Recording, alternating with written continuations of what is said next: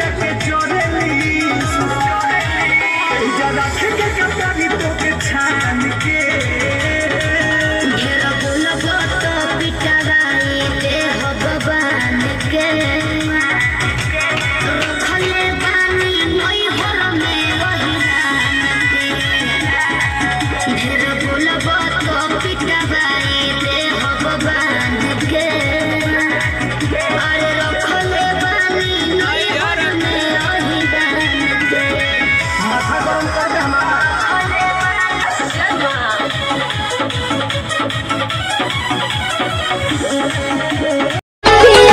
मना कहिनी पूर्ववा ना जई हो ए पिया हाथे कवनो के कुछबो ना खई हो ए पिया बोल मुह के बिगड़ल सबंग लीनी यारे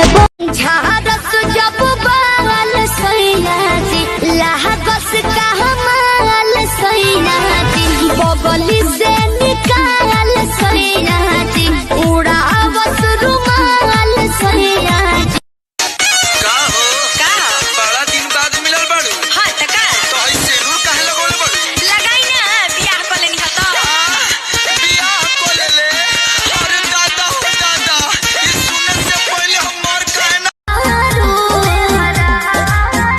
कौनो पिछला जन्म के कर्म कइले बारू एहो कइले बारू तबे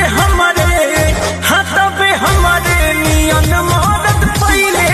जितना रोवताड़ू हमके जगावे खातिर जितना रोवताड़ू हमके जगावे खातिर काश तनिका सरवने हो तू पावे खातिर काश तनिका सपना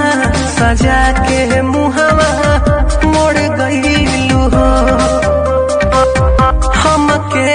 अकेले काहे छोड़ गईलू हो झारस जब बाल सैया जी लाहगस का हमाल सैया जी बगली से